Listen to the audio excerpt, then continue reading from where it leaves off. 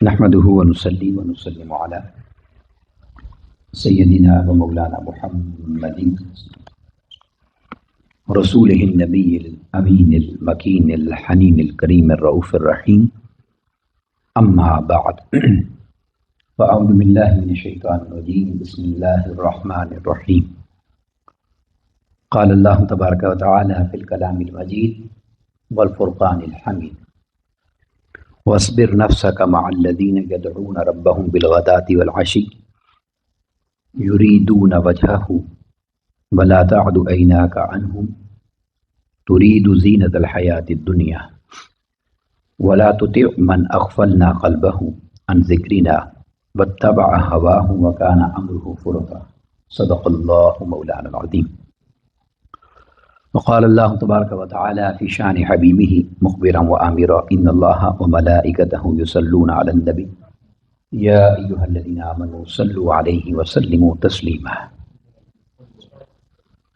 مولاي صل وسلم دائما أبدا على حبيبك خير الخلق كلهم محمد سيد الكونين والثقلين والفريقين من عرب ومن عجم یا رب بالمصطفى بلغ مقاصدنا واغفر لنا ما مضى یا واسع الکرم. الحمدللہ تعالی جتنا بھی شکر ادا کیا جائے خالق کائنات کا کم ہے، جس کی توفیق خاص اور احسان عظیم کے ساتھ ہم سب اس ماہانہ 11ویں شریف کی بابرکت محفل پاک میں شریک ہیں. دعا ہے کہ اللہ رب العزت ہماری اس حاضری کو اپنی بارگاہ میں شرف قبولیت عطا فرمائے اور اپنی رحمت پاک کا صدقہ ہم سب کو حق بیان کرنے، اس کو سمجھنے، اس پر عمل کرنے اور حق کا پیغام دوسروں تک پہنچانے کی توفیق عطا فرمائے. آج کی اس مبارک نشست میں میں نے آپ کے سامنے سورہ الکہف کی آیت مبارکہ نمبر 28 تلاوت کرنے کی سعادت حاصل کی. یہ آیت کریمہ اللہ رب العزت کے احکامات میں سے ایک واضح حکم کو ہمارے سامنے بیان کرتی ہے.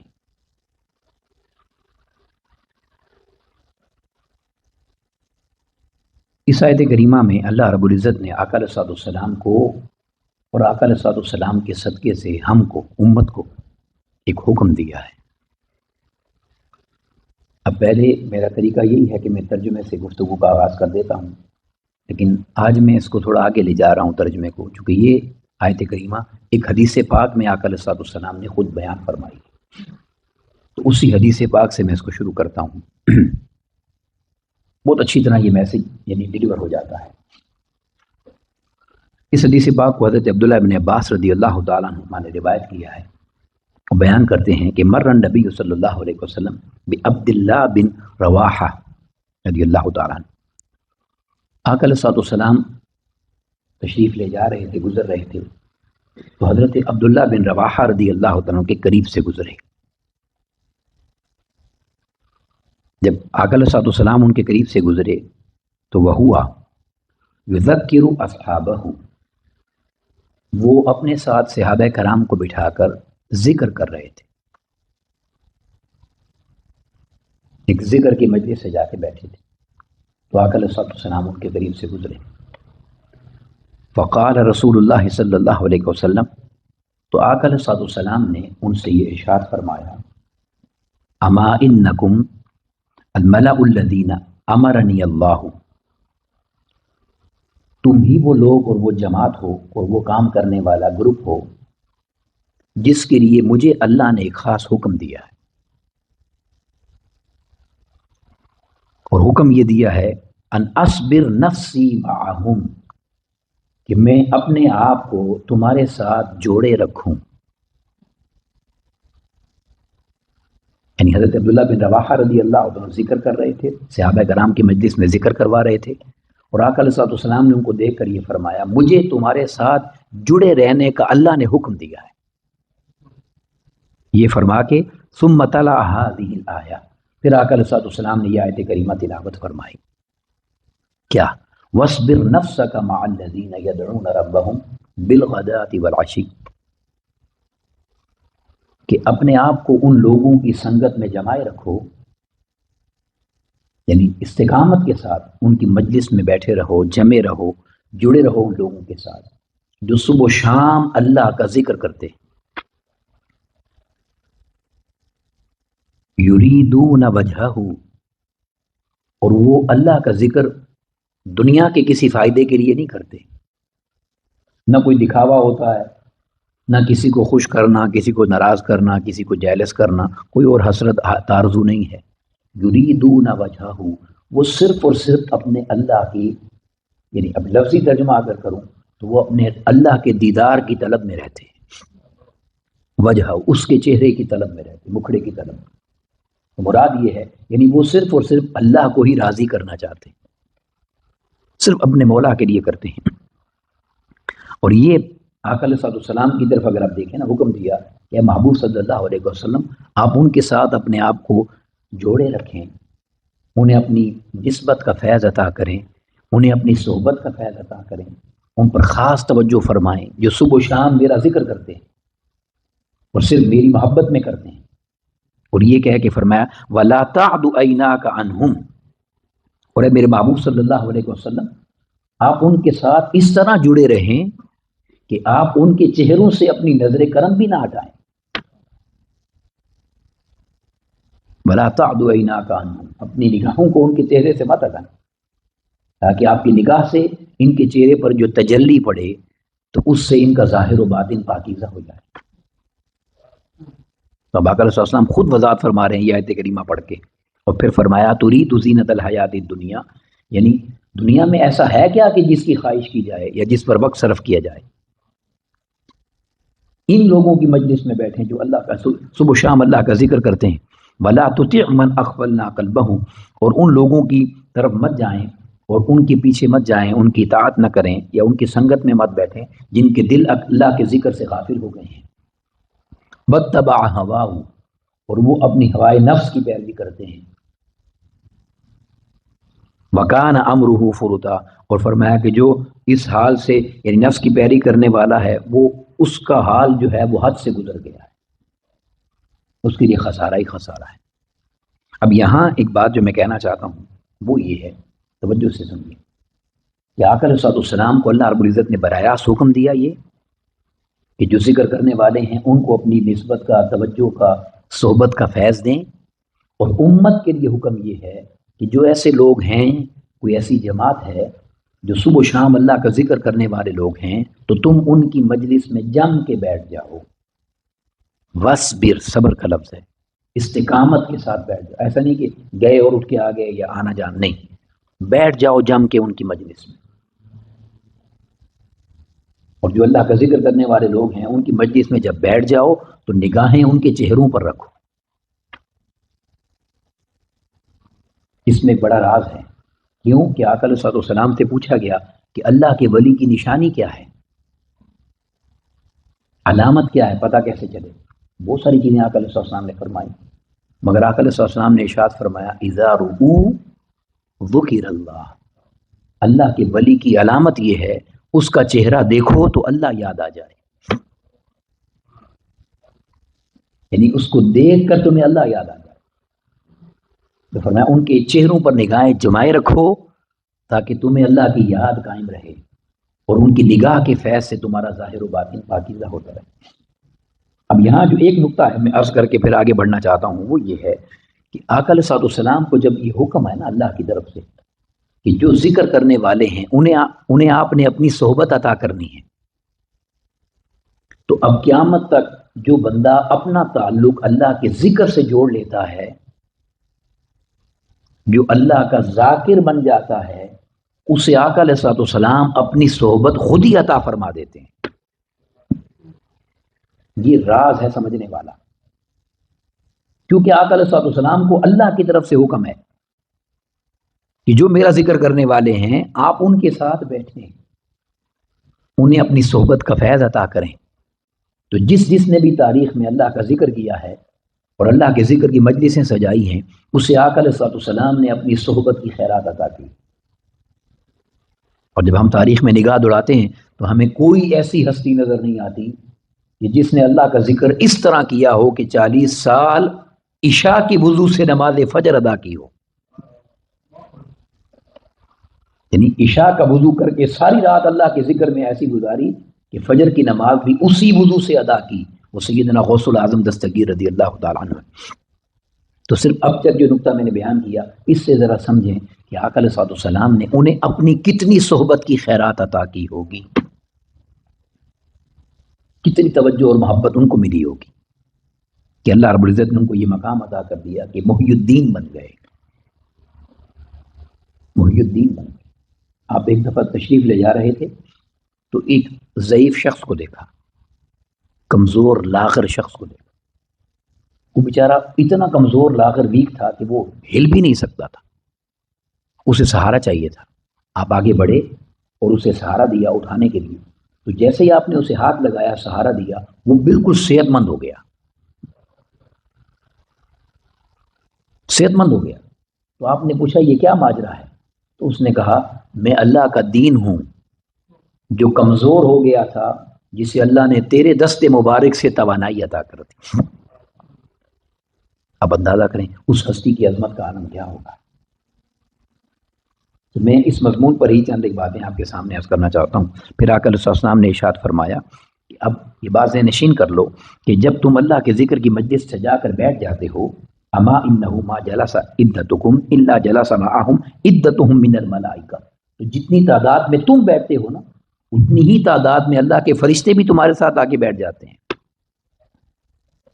اور تم حمد کرتے ہو تو وہ بھی حمد کرتے ہیں، تم تسبیح کرتے ہو وہ بھی تسبیح کرتے ہیں، تم تکبیر کہتے ہو وہ بھی تکبیر کہتے ہیں. وہ تمہارے ساتھ جڑے رہتے ہیں اللہ کے ذکر کے لیے، اور پھر تمہاری مجلس کے ختم ہو جانے پر اللہ کی طرف پلٹ جاتے ہیں. آگے طویل حدیث ہے، مگر میں ایک اور حدیث پاک کی طرف آپ کی توجہ دلانا چاہتا ہوں. اس حدیث پاک کو حضرت ابو ہریرہ رضی اللہ تعالیٰ عنہ نے روایت کیا ہے. بڑی محبت والی حدیث ہے، بڑی توجہ طلب. بیان کرتے ہیں کہ آقا علیہ الصلوۃ والسلام نے فرمایا سأل موسیٰ ربہ عن 6 خصال. حضرت موسیٰ علیہ السلام نے اللہ رب العزت سے 6 خصائل کے بارے میں پوچھا. خصوصیات، خصلتیں، کوالٹی جو ہوتی ہے یا کسی شخصیت کا جو کمال ہوتا ہے، تو 6 خصلتوں کے بارے میں پوچھا. کان یظن انہا لہ خالصہ، اور موسیٰ علیہ السلام کو یقین تھا کہ وہ ان خصلتوں میں اپنے کمال پر ہیں، اللہ کے نبی ہیں. تو آپ نے اللہ رب العزت کی بارگاہ میں سوال کیا. اب سوال موسیٰ علیہ السلام کا ہے اور جواب اللہ کی بارگاہ کا ہے، اور ہمیں خبر آقا علیہ السلام نے دی ہے. یہ 6 باتیں ہیں بڑی ایمان افروز. تو وہ آپ بیان کرتے ہیں کہ آپ نے اللہ رب العزت سے پوچھا قال یا ربی، اے میرے رب، ایو عبادک اتقی، تیرے بندوں میں تیری نگاہ میں سب سے زیادہ متقی شخص کون ہے؟ سب سے زیادہ متقی، پرہیزگار، نیک بندہ، عام لفظوں میں جیسے کہیں. تو موسیٰ علیہ السلام پوچھ رہے ہیں اللہ رب العزت سے، یا اللہ تیری بارگاہ میں سب سے نیک بندہ کون ہے، اس کی نشانی کیا ہے؟ اب ذرا اپنی زندگی کا ساتھ ساتھ جائزہ لیتے چلے جائیں تاکہ اللہ ہمیں اصلاح کا موقع دے. تو اب اللہ رب العزت نے فرمایا قال الذی یذکر، اگلا میں بعد میں ایڈ کرتا ہوں. اللہ رب العزت نے فرمایا وہ جو میرا ذکر کرتا رہتا ہے، صرف کرتا نہیں ہے، وہ جو میرا ذکر کرتا رہتا ہے، یعنی مسلسل کثرت سے زیادہ کرتا ہے. اور کیسے کرتا ہے؟ ولا ینسا، کہ مجھے بھولتا نہیں ہے. اب یہ ہے غفلت کی طرف اشارہ، یعنی وہ میرا ذکر اس طرح کرتا رہتا ہے، اتنی کثرت سے کرتا ہے کہ یعنی اگر دن کو آپ کاؤنٹ کر لیں نا 24 گھنٹے، تو 24 گھنٹوں میں تقسیم ایسے ہو کہ ذکر کا وقت زیادہ ہو، غفلت کا وقت کم ہو، پرسنٹیج زیادہ بن جائے نا تو وہ ذکر زیادہ ہو جائے گا. تو اگر ہم اپنی زندگی کا جائزہ لیں تو ہم تو پاسنگ مارکس میں بھی نہیں ہیں. ڈیلی روٹین کے 24 گھنٹوں میں اللہ کے ذکر کو اگر ہم کاؤنٹ کریں تو ہم تو 33 40 پر زیادہ ہے. 33 اگر پاسنگ مارکس ہوں تو شاید ہم تو اس میں بھی فیل ہو جائیں. میں یہ بات کیوں کہہ رہا ہوں؟ اس لیے کہ ہم اپنی غفلت کو چھوڑیں. مگر کہنا یہ چاہتا ہوں کہ دیکھیں ہم سے اگر 33% نہیں ہو رہا، ایسے بھی ہیں کہ جو 100% کرتے ہیں. ایسے ہیں جن کا ذکر اللہ کے ساتھ اپنا تعلق ایسا ہے کہ ایک لمحے کے لیے غفلت نہیں ہوتی. کئی اولیاء ایسے ہیں. اللہ کے ذکر کی تو بڑی بات ہے. وہ کہتے ہیں ایک لمحے کے لیے اگر آقا علیہ الصلوۃ والسلام کی نگاہ بارگاہ سے توجہ میری ہٹ جائے تو میں خود کو کافر سمجھتا ہوں. جو دم غافل سو دم کافر. اللہ والے کہتے ہیں کہ ایک لمحہ غفلت میں گزرے ہم اپنے آپ کو 100 لمحے کافر سمجھتے ہیں. اب یہ ہے تو بڑا مشکل اتنا زیادہ ذکر کرنا، مگر دیکھیں شریعت نے ہمارے لیے راستے رکھے ہیں. کیسے راستے ہیں؟ ایک آسان سا طریقہ بتا دیتا ہوں. اسی طرح اللہ والے پریکٹس کرواتے ہیں دوستوں کو، اپنے چاہنے والوں کو. ایک پریکٹس کا راستہ آپ کو دکھاتا ہوں. میں آپ سے گزارش کرتا ہوں کہ اس پر عمل کی نیت کریں اور عمل شروع کریں. جو کام بھی ہم کرتے ہیں نا، اس میں ہر کام کا شریعت نے کرنے کا ہمیں طریقہ بتایا ہے. شریعت نے ہمیں کرنے کا طریقہ بتایا. جیسے میں بڑی سادہ سی مثال دوں، شوز پہننے کا طریقہ شریعت نے بتایا. شوز اتارنے کا طریقہ بتایا. کیسے پہننا ہے؟ یعنی پہلے رائٹ فٹ ڈالنا ہے، رائٹ جوتا پہنے، پھر لیفٹ، اتارتے ہوئے پہلے لیفٹ اور پھر رائٹ. میں نے صرف شوز کی بات کی ہے. پانی پینے کا، اٹھنے کا، بیٹھنے کا، چلنے کا، بلندی پر جانے کا، نیچے کی طرف آنے کا، نئے کپڑے پہننے کا، پرانے کپڑے پہننے کا، گھر میں جانے کا، باہر نکلنے کا، بازار میں، ہر چیز کی دعا ہے. ہر عمل کی دعا ہے. اگر آپ کو یاد ہو کچھ عرصہ پہلے میں نے وضو کے لیے خطاب کیا تھا، جب وضو کے موضوع پر، تو ہر اس وضو کا جب آپ دھوتے ہیں تو ہر اس کو دھونے کی دعا ہے. تو شریعت نے کہیں بھی تنہا نہیں چھوڑا. تو اگر ہمیں وہ دعائیں یاد ہو جائیں تو ہمارا سارا دن اللہ کے ذکر میں گزر سکتا ہے.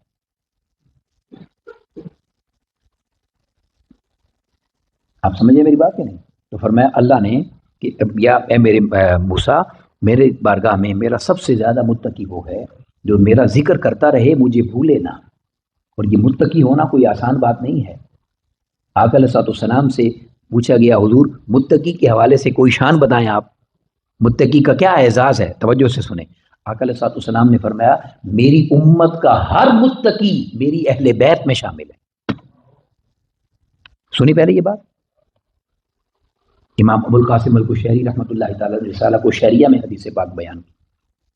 یہ چھوٹی بات نہیں ہے. آقا علیہ السلام نے فرمایا میری امت کا ہر متقی میری اہل بیت ہے. اندازہ کریں کتنی بڑی بات ہے. تو فرمایا وہ متقی ہے جو صبح و شام میرا ذکر کرتا رہتا ہے. پھر فرمایا موسیٰ علیہ السلام نے دوسرا سوال پوچھا، قال فأي عبادك اہدی، اے میرے اللہ تیری بارگاہ میں ہدایت والا کون ہے سب سے بڑا؟ اب یہ جتنے سوال ہیں نا اس میں ٹاپ لیول کا ذکر ہے، صرف ہدایت یافتہ نہیں. تیری بارگاہ میں سب سے بڑا ہدایت یافتہ کون ہے؟ تو قال اللہ رب العزت نے فرمایا الذی یتبع الہدی، وہ جو میری بھیجی ہوئی ہدایت پر عمل کرتا ہے.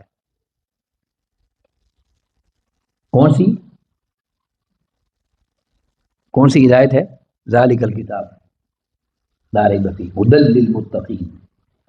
اس قرآن کو ہم نے متقین کے لیے ہدایت بنایا.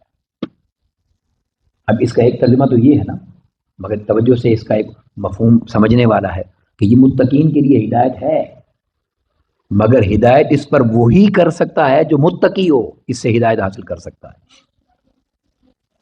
تو فرمایا وہ جو میری بھیجی ہوئی ہدایت پر عمل کرنے والا ہے وہی ہدایت والا ہے. پھر فرمایا قال فأي عبادك احکم، اے میرے اللہ مجھے یہ بھی بتا دے کہ تیرے بندوں میں سب سے بڑا حاکم کون ہے؟ سب سے بڑا حاکم کون ہے تیری بارگاہ میں؟ تو جواب سنیے.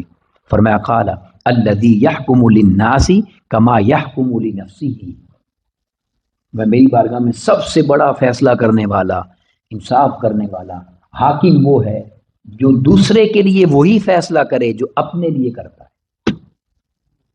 یہ آسان نہیں ہے، یہ آسان نہیں ہے.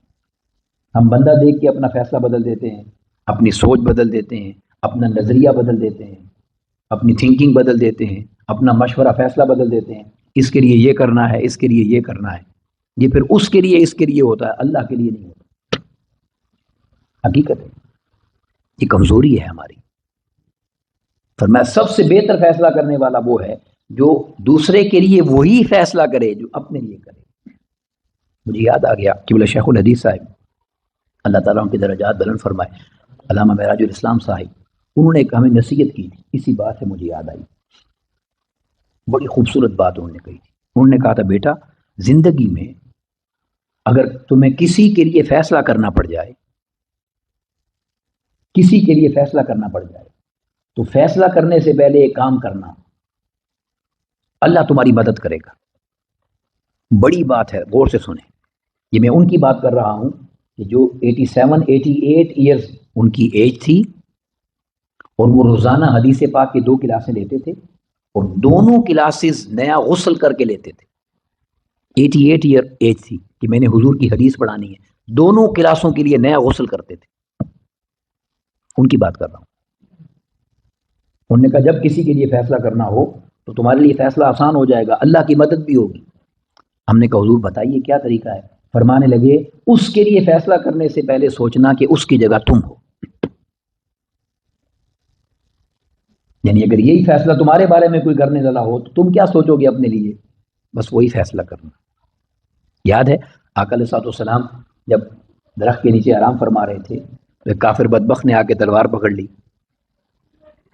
اور تلوار پکڑ کے آقا علیہ الصلوۃ والسلام سے کہتا ہے اب تمہیں کون بچائے گا مجھ سے؟ سبحان اللہ۔ آقا علیہ الصلوۃ والسلام نے فرمایا میرا اللہ بچائے گا۔ اس کے ہاتھ سے تلوار گر گئی۔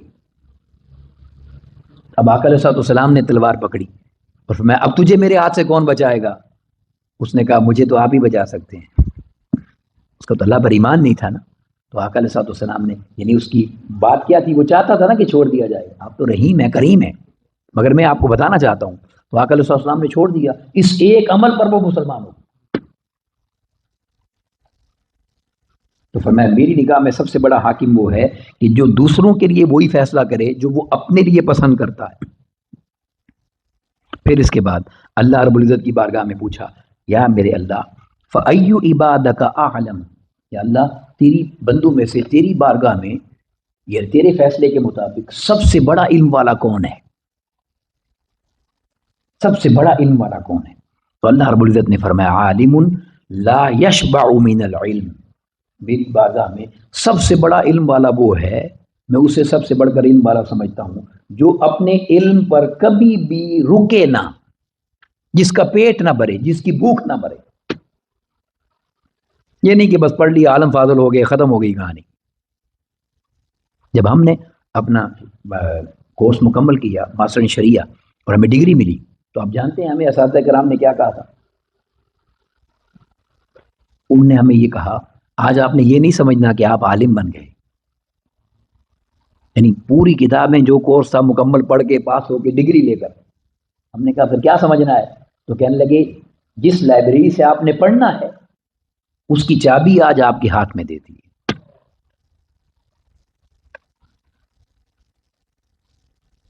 علم تو ایک سمندر ہے نا، اس کا تو کوئی خاتمہ نہیں۔ اللہ رب العزت نے آقا علیہ الصلوۃ والسلام کو حکم دیا، خود پڑھایا اور پھر حکم بھی دیا تاکہ امت سمجھے، اے میرے محبوب مجھ سے مانگو، علم میں اضافہ مانگو، قل رب زدنی علما، اے اللہ میرے علم میں اور اضافہ فرما۔ ہم تو دو چار مسئلے جو ہمیں آتا ہے نا، ہم سب مفتی بنے ہوئے ہیں، مفتی اعظم ہیں، بس ہم تو پورا دین ہمیں پتہ ہے، کسی کی سننی ہی نہیں ہے۔ میں اپنی مثال دیتا ہوں، کئی عرصے سے ایک دو باتیں ایسی ہیں دوستوں کو کہتا ہوں، وہ 10 سال سے وہ باتیں ہی نہیں چھوڑ رہے، ہم ٹھیک ہیں۔ جب انسان کا لیول یہاں چلا جائے نا تو پھر اس میں آگے سیکھنے کا وہ نہیں رہتا، پھر وہ آگے سیکھ نہیں سکتا۔ تو فرمایا میری بارگاہ میں سب سے بڑا عالم وہ ہے کہ جو اپنے علم سے کبھی اس کا پیٹ ہی نہ بھرے، وہ بھوکا ہو اپنے علم کے لیے، اور پڑھے اور علم سیکھے۔ یجمع علم الناس الی علمہ، اور لوگوں کا علم لے لے کر اپنے علم میں جمع کرے، یعنی فل سٹاپ نہ لگا دے کہ میں نے پڑھ لیا، وہ لوگوں کا علم اور لے پڑھتا چلا جائے، وہ میری بارگاہ میں ہے۔ پھر فرمایا فقال، اے میرے اللہ تیری بارگاہ میں فأی عبادت اعز، تیری بارگاہ میں سب سے بڑا عزت والا کون ہے، معزز کون ہے؟ تو آپ دیکھیں ہمارے تو اپنے اپنے نظریے ہیں نا، ہم کس کو عزت والا سمجھتے ہیں، بڑا سمجھتے ہیں، رتبے والا سمجھتے ہیں۔ اللہ کی بارگاہ میں موسیٰ علیہ السلام پوچھ رہے ہیں، قربان جائیں کیا اللہ رب العزت کی شان ہے، اللہ اکبر۔ تو اللہ نے فرمایا الذی اذا قدر غفر، میری بارگاہ میں سب سے بڑا عزت والا وہ ہے کہ جب اس کے پاس اختیار ہو اور معاف کر دے۔ اللہ اکبر، واہ واہ۔ جب اس کی قدرت میں ہو بدلہ لینا، سزا دینا، یا کسی کے ساتھ کوئی عمل کرنا، معاملہ کرنا، فرمایا جب پورا اختیار اس کے پاس ہو اور وہ معاف کر دے، میری بارگاہ میں وہ سب سے بڑا عزت والا ہے۔ دیکھیں جب 10,000 کا مجمع لے کر آقا علیہ السلام حجۃ الوداع کے موقع پر پہنچے تھے، ہر کسی کو پتا تھا کہ آج ہماری جان چلی جانی ہے، پورا مکہ کانپ رہا تھا۔ آقا علیہ السلام کی آواز گونجی، لا تثریب علیکم اليوم، تم سب نے دیکھ لیا نا میرے ہاتھوں میں ہو، جاؤ میں اعلان کرتا ہوں سب کو معاف کرتا ہوں، کسی سے کچھ نہیں پوچھا جائے گا۔ تو آقا علیہ السلام یہ ذرا سنت پر دیکھتے ہوئے اب اللہ کی بارگاہ میں دیکھیں، اللہ رب العزت نے فرمایا الذی اذا قدر غفر، میری بارگاہ میں سب سے بڑا عزت والا وہ ہے کہ جب اس کے پاس اختیار ہو، قدرت ہو، طاقت ہو، وہ کر سکتا ہو اور معاف کر دے، وہ میری بارگاہ میں سب سے بڑا عزت والا ہے، سب سے بڑا عزت والا ہے۔ ایک بزرگ تھے، ان سے ایک شاگرد نے نصیحت مانگی کہ مجھے کوئی نصیحت کریں، تو آپ نے فرمایا بیٹا نصیحتیں بہت زیادہ ہیں، تجھے آسان سا طریقہ بتا دیتا ہوں، تجھے ایک آسان سی بات بتا دیتا ہوں۔ اس نے کہا حضور مجھے آسان ہی بتائیں۔ فرمایا اگر چاہتا ہے نا کہ اللہ معاف کرے تو بھی معاف کیا کر،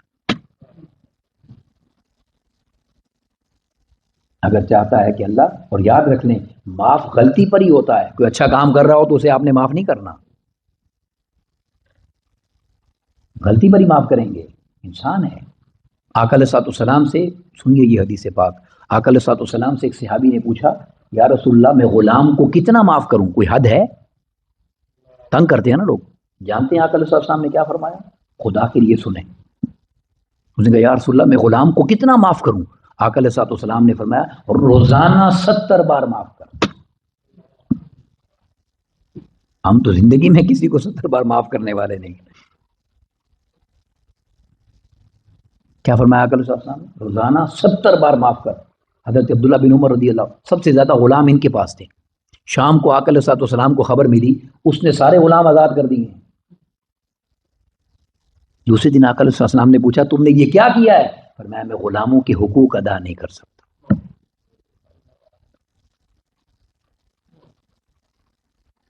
میں غلاموں کے حقوق ادا نہیں کر سکتا۔ اللہ اکبر۔ تو فرمایا الذی اذا قدر غفر، میری بارگاہ میں سب سے بڑا عزت والا وہ ہے کہ جو اختیار رکھتے ہوئے معاف کر دے۔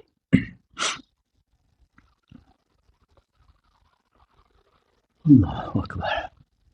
اب مضمون تو اور چلا جائے گا مگر ایک بات ذہن میں آ گئی، آپ کو سنا دیتا ہوں۔ قارون کو آپ جانتے ہیں نا، قارون اپنے پورے خزانے سمیت وہ زمین میں دفن ہو گیا تھا، اس نے موسیٰ علیہ السلام پر تہمت لگائی۔ سنی بات، موسیٰ علیہ السلام پر اس نے تہمت لگائی، تو موسیٰ علیہ السلام ظاہر ہے بڑی بنی عزت پر ہاتھ ڈالا تھا۔ موسیٰ علیہ السلام نے اللہ کی بارگاہ میں گزارش کی، اللہ اس سے بدلہ لینا چاہتا ہوں۔ اللہ رب العزت نے فرمایا موسیٰ یہ زمین تیرا حکم مانے گی۔ جب وہ سامنے آیا اس نے بکواس کی، موسیٰ علیہ السلام نے فرمایا زمین کو اس کو پکڑ لے۔ زمین نے اس کو ٹخنوں تک پکڑ لیا۔ اس نے کہا معاف کر دیں معاف کر دیں، آپ نے کہا پکڑ لے، زمین نے گھٹنوں تک پکڑ لیا۔ اس نے کہا معاف کر دیں معاف کر دیں، آپ نے کہا پکڑ لے، زمین نے اس کو ناف تک پکڑ لیا۔ وہ کہتا رہا آپ یہی کہتے رہے حتیٰ کہ وہ غرق ہو گیا۔ اگلی بات سنیے، جب اللہ رب العزت سے ملاقات ہوئی تو اللہ رب العزت نے پوچھا موسیٰ اس نے اتنا کہا آپ چھوڑ دیتے اس کو؟ آپ اسے چھوڑ دیتے؟ موسیٰ علیہ السلام خاموش ہوئے۔ اللہ نے فرمایا موسیٰ آپ کی عزت کی بات تھی اور وہ آپ سے بات کر رہا تھا، اگر ایک بار بھی وہ مجھے کہہ دیتا میں اسے زمین سے نکال دیتا۔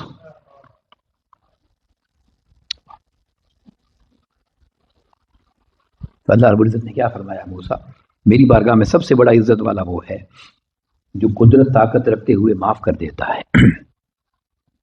پھر پوچھا اے میرے اللہ فَأَيُّ عِبَادَكَ أَغْنَىٰ، تیری بارگاہ میں سب سے بڑا غنی کون ہے؟ سب سے بڑا غنی کون ہے، مالدار کون ہے تیری نگاہ میں؟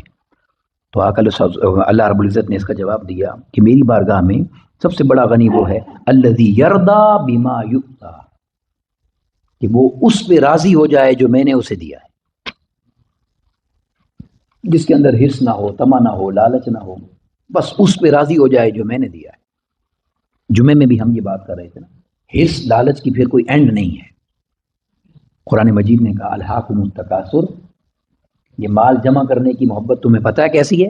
قرآن مجید کہہ رہا ہے یا اللہ کیسی ہے؟ حتی زرتم المقابر، یہ خواہش ختم نہیں ہوگی، تم قبروں میں چلے جاؤ۔ حضور مولا کائنات علیہ السلام نے فرمایا اس دنیا کا سب سے گندا برتن پیٹ ہے، سب سے گندا برتن پیٹ ہے۔ پوچھا گیا وہ کیسے؟ فرمایا یہ دنیا سے برتا ہی نہیں، قبر کی مٹی سے برتا ہے۔ غنا کسی کو مل جائے، فرمایا جو میں نے دیا اس پہ راضی ہو جائے۔ حضرت امام جعفر صادق رضی اللہ تعالیٰ فرماتے ہیں بڑی خوبصورت بات، آپ نے فرمایا اے بندے، اللہ یہ کہتا ہے اگر تو میرے تھوڑے دیے پہ راضی ہو جا تو میں تیرے تھوڑے کیے پہ راضی ہو جاؤں گا۔ واہ واہ، اگر میں نے تجھے تھوڑا دیا اور تو راضی ہو گیا اور تو نے عمل تھوڑا کیا تو میں بھی راضی ہو جاؤں گا۔ تو فرمایا کہ وہ ہے کہ جس کو میری عطا پر استقامت نصیب ہو جائے، راضی ہو جائے۔ اور آگے پھر فرمایا کہ فَأَيُّ عِبَادَكَ أَفْقَرُ، یا اللہ تیری بارگاہ میں سب سے بڑا غریب کون ہے؟ افقر، فقیر، بڑا فقیر تیری نگاہ میں، تیری بارگاہ میں کون ہے؟ یہ بہت قیمتی بات ہے، توجہ سے سنیں، بڑی توجہ سے سنیں۔ تو اللہ رب العزت نے فرمایا قال صاحب منقوص، پھر سوال دہراتا ہوں، موسیٰ علیہ السلام نے پوچھا یا اللہ تیری بارگاہ میں سب سے بڑا فقیر کون ہے، غریب؟ اللہ رب العزت نے فرمایا صاحب منقوص، سب سے بڑا غریب وہ ہے جس کی نیکیاں حقوق العباد کے بدلے میں لوگوں کو دے دی جائیں قیامت کے دن۔ آپ کو پتا ہے نا، دنیا میں تو ہم کسی کا حق مارتے ہوئے ایک ذرا فکر نہیں کرتے، پرواہ نہیں کرتے، کسی کی زیادتی کرتے ہوئے، کسی پہ ظلم کرتے ہوئے، کسی کا یعنی حصہ حق لیتے ہوئے ہمیں دنیا میں سمجھ نہیں آتی، مگر آخرت میں یہ معاملہ بڑا خطرناک ہے۔ آخرت میں تو پیسے نہیں ہوں گے دینے کے لیے، جس کا جو لیا ہوگا وہ تو نہیں دے سکتے، تو جانتے ہیں آخرت میں کیا ہوگا؟ نیکیاں اس شخص کو دی جائیں گی، حساب برابر کرنے کے لیے، لیول کرنے کے لیے، اور اگر نیکیاں ختم ہو گئیں پھر اس کے گناہ اسے دیے جائیں گے۔ اب دیکھیں نا اللہ رب العزت نے کیا بات فرمائی، میں موسیٰ سب سے بڑا فقیر وہ ہے جو اپنی نیکیاں حقوق العباد کے بدلے میں دے دے گا۔ اس لیے یہ معاملہ، یہ میٹر جو ہے حقوق العباد والا، یہ کوئی معمولی نہیں ہے۔ اب جانتے ہیں آقا علیہ السلام نے ایک دن کیا فرمایا؟ صحابہ کرام سے فرمایا جس نے مجھ سے بدلہ لینا ہے آج ہی لے لو۔ اللہ اکبر، آقا علیہ السلام ہے، ایک صحابی کھڑے ہو گئے، میں نے لینا ہے بدلہ، میں نے لینا ہے۔ سب صحابہ کو غصہ آ گیا، حضور سے بات کر رہا ہے۔ آقا علیہ السلام نے فرمایا آ جاؤ، آگے آ جاؤ۔ وہ آگے آ گئے، کیا بات ہے یا رسول اللہ صلی اللہ علیہ وسلم؟ ایک دفعہ صفیں سیدھی کرتے ہوئے آپ نے مجھے چھڑی مار دی تھی۔ وہ مارا نہیں، ویسے ہی صفیں سیدھی کرنے کے لیے چھڑی سے آگے پیچھے جیسے ہم کرتے ہیں، لائن سیدھی کرو، سیدھے ہو جاؤ، ایسے کرو، وہ چھڑی آپ نے مجھے مار دی تھی۔ فرمایا چھڑی لے آؤ۔ صحابہ کرام کی چیخیں نکل گئیں، کیونکہ دیکھ رہے تھے نا ہونے والا کیا ہے۔ آقا علیہ السلام نے فرمایا خبردار، خاموش ہو جاؤ، میں آخرت کے بدلے سے ڈرتا ہوں۔ اب جب چھڑی آ گئی تو اس نے جانتے ہیں کیا کہا؟ اس نے کہا یا رسول اللہ صلی اللہ علیہ وسلم جب مجھے آپ نے چھڑی ماری تھی تو میرے پاس تو قمیض نہیں تھا، میرا بدن تو ننگا تھا، میں نے صرف تہمت باندھا ہوا تھا۔ تو آقا علیہ السلام نے اپنا قمیض اتار دیا۔ جو جیسے ہی صحابہ کرام تڑپ اٹھے کہ کیا ہو رہا ہے، صحابہ کرام ایک عجیب قیامت سی تھی کہ یہ ہو کیا رہا ہے. مگر جیسے ہی آقا علیہ السلام نے کبیر اتارا، اس صحابی نے پیچھے سے آقا علیہ السلام کو ایسے پکڑا اور یہاں جو مور نبوت تھی اسے چومنے لگ گئے، اس مہر نبوت کو چومنے لگ گئے اور رو رو کر کہنے لگے یا رسول اللہ میری کیا مجال کے بدلہ لوں، میں تو اس مہر کو چومنا چاہتا تھا، میری بخشش کا سامان ہو جائے. سبحان اللہ. مگر آقا علیہ السلام نے اپنے آپ کو پیش کیا تو فرمایا اللہ رب العزت نے کہ سب سے بڑا وہ ہے فقیر جس کی نیکیاں حقوق العباد کے بدلے میں چلی جائیں گی. پھر آقا علیہ السلام نے اس کے بعد خود فرمایا، قال رسول اللہ صلی اللہ علیہ وسلم، ایک پیچھے بات رہ گئی تھی نا، اس کی تشریح آقا علیہ السلام نے فرمائی، لیس الغنا عن زہر. یہ بات یاد رکھ لو کہ غنا جو ہے، غنی ہونا، یہ مال سے نہیں ہوتا. ظاہر مال زیادہ ہو تو اس سے بندہ غنی نہیں ہوتا. کیسے ہوتا ہے؟ انما الغنا غنى النفس، بلکہ بندہ غنی تب ہوتا ہے جب اس کا دل غنی ہو جاتا ہے. یعنی دل اگر استقامت والا ہو نا، دل میں حرص نہ ہو، لالچ نہ ہو، طمع نہ ہو. حضرت جنید بغدادی رحمۃ اللہ تعالی علیہ بیٹھے ہوئے تھے، ایک شخص آیا، اس نے 500 دینار دیے، یہ تقسیم کر دیں. اللہ والوں کی بھی عجیب ہی شان ہے. آپ نے پتہ ہے کیا پوچھا؟ آپ نے فرمایا اور پیسے ہیں تیرے پاس؟ عجیب بات پوچھی. اس نے کہا ہیں. فرمایا اور ضرورت بھی ہیں؟ اس نے کہا ہیں. فرمایا پھر یہی لے جا، میں کس کو دوں؟ یہ ہے بات. پہلے پوچھا گھر میں اور ہیں؟ اس نے کہا ہیں. اور چاہیے بھی؟ ہاں جی چاہیے. تو مجھے کیوں دے رہا ہے تقسیم کرنے کے لیے؟ لے جا. آپ سمجھ گئے بات یا نہیں؟ تو آقا علیہ السلام نے فرمایا مال زیادہ ہونے سے کوئی غنی نہیں ہوتا. غنی وہ ہوتا ہے جس کا دل غنی ہو جائے، جس کے دل کو سکون آ جائے، میں وہ غنی ہے. اور پھر اس کے بعد جو آخری بات ہے توجہ طلب، بڑی جس پر مکمل ہو جائے گی حدیث پاک بے گفتگو بھی، بڑی نصیحت والی بات ہے. آقا علیہ السلام نے فرمایا وَإِذَا أَرَادَ اللَّهُ بِعَبْدٍ خَيْرًا، جب اللہ اپنے کسی بندے سے خیر کا ارادہ کرتا ہے، فیصلہ کرتا ہے، فرمایا جَعَلَ غِنَاهُ فِي نَفْسِهِ، تو اللہ رب العزت اس کی نفس کے اندر، اس کی سوچ کے اندر، اس کی جان کے اندر اللہ غنا رکھ دیتا ہے، اسے غنی بنا دیتا ہے. یعنی اسے لالچ اور حرص نہیں رہتا. اور پھر فرمایا وَتَقَاهُ فِي قَلْبِهِ، اور خود اللہ اس کے دل میں تقوی رکھ دیتا ہے. یعنی دل متقی ہو جائے، نفس غنی ہو جائے، یہی تو ولی ہوتا ہے. اور پھر کیا فرمایا آقا علیہ السلام نے وَإِذَا أَرَادَ اللَّهُ بِعَبْدٍ شَرًّا، اور جب اللہ کی بارگاہ میں کسی کا یعنی برا فیصلہ ہونا ہو، یا کسی نے ناکام ہونا ہو، کسی کی سزا اور نامرادی کا فیصلہ ہو، تو پھر جانتے ہیں کیا ہوتا ہے؟ فرمایا جعل فقرہ بین عینیہ، بس پھر اللہ اسے دنیا کے پیچھے لگا دیتا ہے. وہ پھر اللہ اس کو دنیا کے پیچھے لگا دیتا ہے. یہی بات میں نے آپ کو دن کو جمعے میں بھی یہی بات ہم نے کہی تھی کہ جو شخص دنیا کے پیچھے بھاگتا ہے وہ دنیا و آخرت دونوں ہی ہار جاتا ہے. میں نے آپ کو پہلے کچھ دن پہلے نشست میں کہا تھا نا، شاید آپ نے دیکھا یا نہیں دیکھا، عربی لغت میں کہیں آپ اپنے موبائل پہ سرچ کر لیں، دنیا، لفظ دنیا کا معنی دیں. یہ ادنا سے ہے، دنا، گھٹیا چیز، گھٹیا ذلیل چیز. اس دنیا کی اللہ کی نگاہ میں حیثیت ہی کوئی نہیں، نہ اللہ والوں کی نگاہ میں.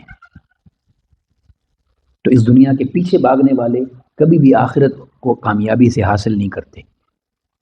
دنیا میں تعلق اتنا ہی ہونا چاہیے جتنا دنیا میں وقت گزارنا ہے. میں نے جمعے میں پھر وہی بات مجھے یاد آ گئی کہ دنیا کے لیے اتنی کوشش کرو جتنا دنیا میں رہنا ہے، اور آخرت کے لیے اتنی کوشش کرو جتنا آخرت میں رہنا ہے. اللہ ہمیں ان باتوں کو سمجھ کر ان پر عمل کرنے کی توفیق عطا کرے، اور اپنے محبوب بندوں کے صدقے میں ہمیں اپنی محبت کی خیرات نصیب فرمائے. وما علینا الا البلاغ المبین. السلام علیکم ورحمۃ اللہ وبرکاتہ.